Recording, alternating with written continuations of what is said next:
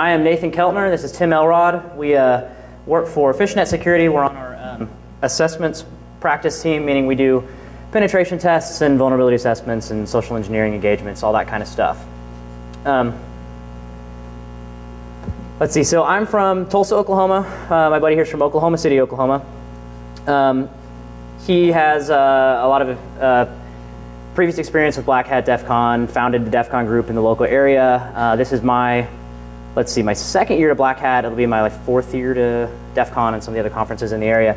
I'm a occasional developer for the Metasploit project. I've listed a couple of the ones up there that I've written.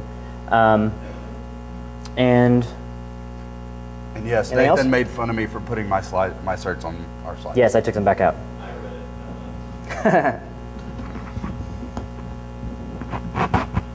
So you want to drive? Okay, yeah. So just a little abstract about what we're going to talk about today. We're going to try to debunk some myths that we've kind of seen in the security industry about limited user post exploitation and why running as an admin may not, or running as not an admin may not be enough.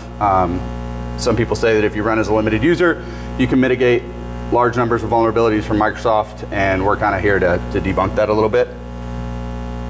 We're going to talk a little bit about the limited user privilege model. We're going to exploit some user level privileges to do what we think is some cool stuff. We're going to talk a little bit about why admin access may not actually be what you want if you're doing a pen test or you're an attacker and you're trying to get data. We've got some examples and some demos, and that's about it. Yeah, I just say at kind of a high level, the exercise that we started with was saying, so there's lots of talks here this week also. Go see all the talks about various different new privilege escalation stuff that's out there. I know there's some token kidnapping things that are going to be coming out. There's a lot of interesting stuff there. But we decided to say, well, what happens if you just ignore all that? Right? Let's say that everything's working like it's supposed to, and it's working as it's designed. Well, what can you do? Right? So without using any privilege escalation types of exploits or bugs, and focusing purely on the privilege model that we have, what can you access? Right? So we're not, anything that you see in this presentation is not necessarily something that can really be fixed. Right? It's not like it's some sort of zero-day bug that is allowing you to bypass some sort of model. It is the model itself. So really what we've done is we're going to go through, we'll talk about some of the different things that you can do. We've written a couple of tools to automate that process for us. As pen testers by trade, we will actually be using some of these things. I know I've got one coming up next month that is a highly restrictive limited user environment that I will be using some of this stuff on. So hopefully it'll be useful. Okay. So yeah, so again, reports published by some vendors that say, mitigating 90% of Windows vulnerabilities by running as a limited user, 80% of Windows vulnerabilities by running as a limited user. We're going to kind of talk to that a little bit. The main point here that you guys should come away with is exploitation of client-side bugs inside a limited user environment is still code execution. I'm still running code on your system. Regardless if you're a limited user or not, I'm still compromising your box. I still have access to all the data that you have access to. And again, yeah, they have access to everything that the user has. If the user can access a piece of data to do their job, I can access a piece of data to steal that data as them. And again, like Nathan said, while it's not the focus of this talk, if you guys want to talk about PrivEsc, there's 15 other Black Hat talks that do a really good job of that do better than what we would. So.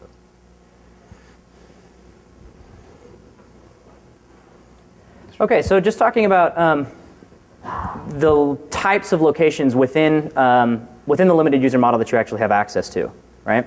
Obviously, the big obvious one is all of the local files and storage and things like that they have access to. Not really a lot to talk about there other than just kind of saying, well, duh, they can access their files that they use to do their job. Within the registry world, all of the local users' configuration items are stored in the HKCU, HK current user, and you have write update access to that.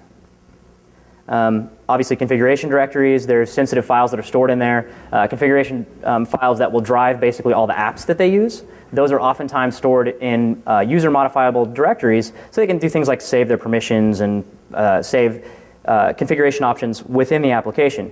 Sometimes you'll see some of that actually broken out and under, say, the program files directory, which would not be available for write.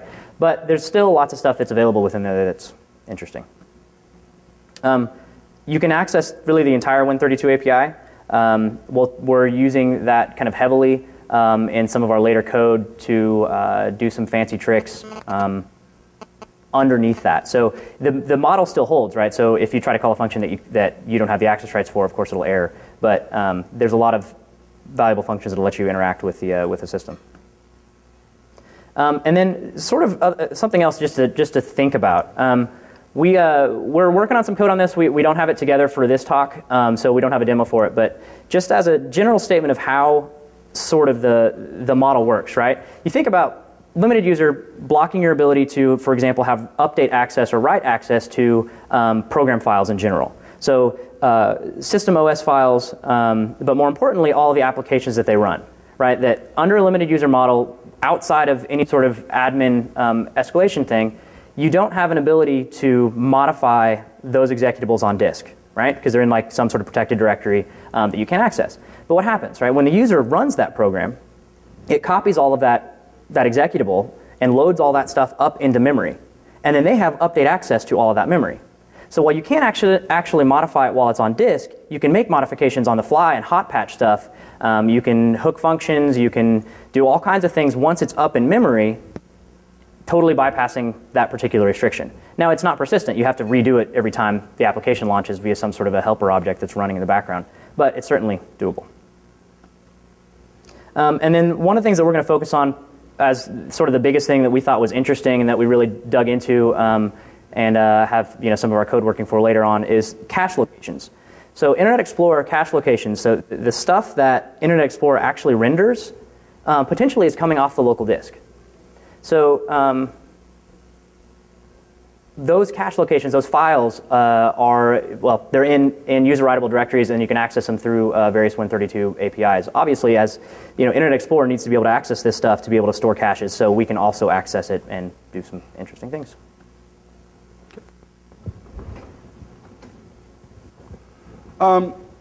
So again, we have direct data access to anything the user has. Whether this be a database, whether it's a file, whether we're pivoting to another site or another machine inside the network that the user has access to, we have access to all that direct data access that they do. File shares, web applications. Web applications is kind of a big one with everything kind of moving to the web and SharePoint and things. We have direct access to that, and we can even have the user authenticate for us if we need them to. And obviously, we can take that data out of the environment. We have some indirect data access stuff. While data is kind of moving to things like controlled storage and like web apps like we were talking about, a lot of this is definitely built on the browser trust model. And so with the browser trust model, let's see how to put this. The Internet Explorer browser will trust a lot of things without verifying it. So it'll trust that the cache hasn't been tampered with, and things like that. It'll trust that, where it thinks it's getting DNS from, for instance, like some talks last year where it's getting DNS from is actually valid. And it does a lot of that too with caching functions and things like that we're going to play with.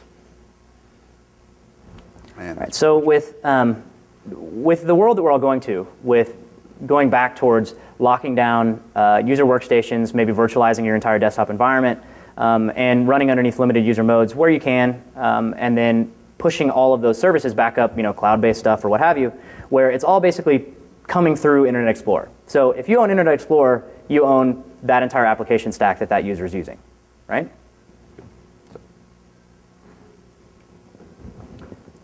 Oh, yeah. Okay, so while we can't get direct access to, say, cached password hashes that are stored like in the SAM database on a local thing or in the registry, we can't access those as a limited user. But there are ways to get the user that we've compromised hash out of the machine and possibly do interesting things with it, maybe to pivot to another machine, maybe to access a web application, things like that. We can still get access to that user's hash. There's a lot of ways to do this. The way that we decided we were going to implement it was with Automatic Authentication. So in Internet Explorer, if there's a site in the local intranet zone and it requests authentication, Internet Explorer will go ahead and automatically authenticate for the user, passing an NTLM v2 hash. And so we can do some things once we've compromised the system to modify those registry keys to put a malicious site in the local intranet zone, and then fire off Internet Explorer silently to the user, and it will automatically authenticate and give us the hash, and then we can go put that in our favorite password hasher and crack it from there.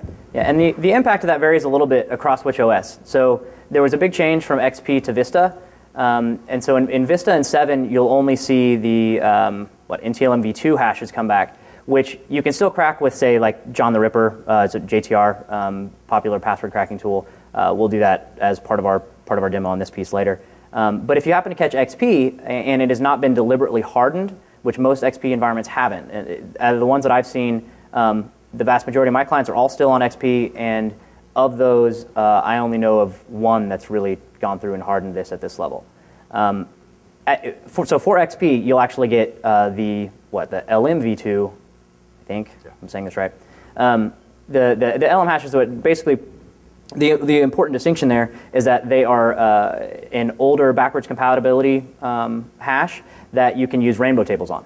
So it's not quite the same as LM and NTLM hashes in the normal way you think of that. So there's been other talks in previous years about rainbow tables and how those work. This is the network-based version of that. So it's a little bit different. Basically what it means is that you can crack the first 7 characters of the password instantly, or virtually instantly, and then you have to brute force the rest of them. So if the password is 7 or less, obviously it's instant or virtually. And then if it's anything less than, say, 10, you're going to do it in just a matter of minutes. If it goes up 14, 15. Question? I did have a question. Does your second control site emulate something like their No, it just requests an NTLM auth. Yeah, so there's a HTTP headers. www authorize header that basically says, I want you to authenticate to me. I think that's the right header. Yeah. But, and under the defaults of Internet Explorer for single sign-on purposes in a corporate environment, yes. Mm-hmm. Yes. Yep. Right. Yes.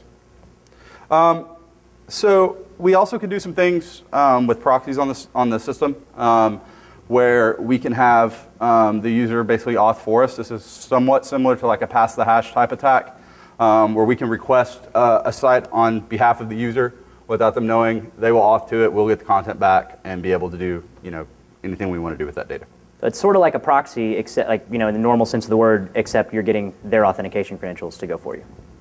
So we're going to demo IE hash grab, which is a script that I wrote to do this. So hopefully our demo works here. Okay. So we just have a simple backtrack VM with a Metasploit handler set up here. We'll set one up. And then you can see what my module does is it will copy out a John the Ripper compatible file to /temp. And you can see we don't have one here. We don't have, it's called JTR file, so we don't have that right now. So go ahead and boot this up once it gets up.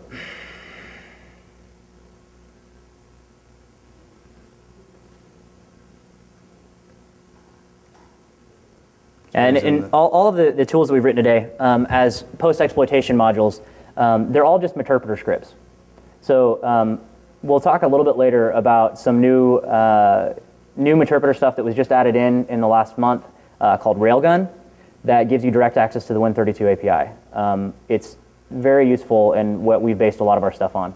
This particular one doesn't use Railgun. It just uses the general Meterpreter API, which does things like give you the ability to launch commands, launch applications, modify file system, modify the registry, stuff like that.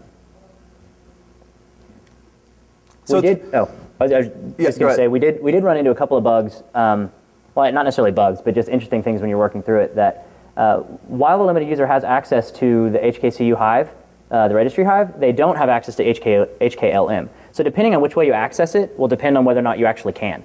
For example, we started going down this path trying to just run the reg command. It's just command line reg.exe, which it actually caches like the entire Hive first. So it'll try to load HKLM and it'll fail, and then the whole tool will fail. But yeah, we worked our way around it, and we were having similar issues with the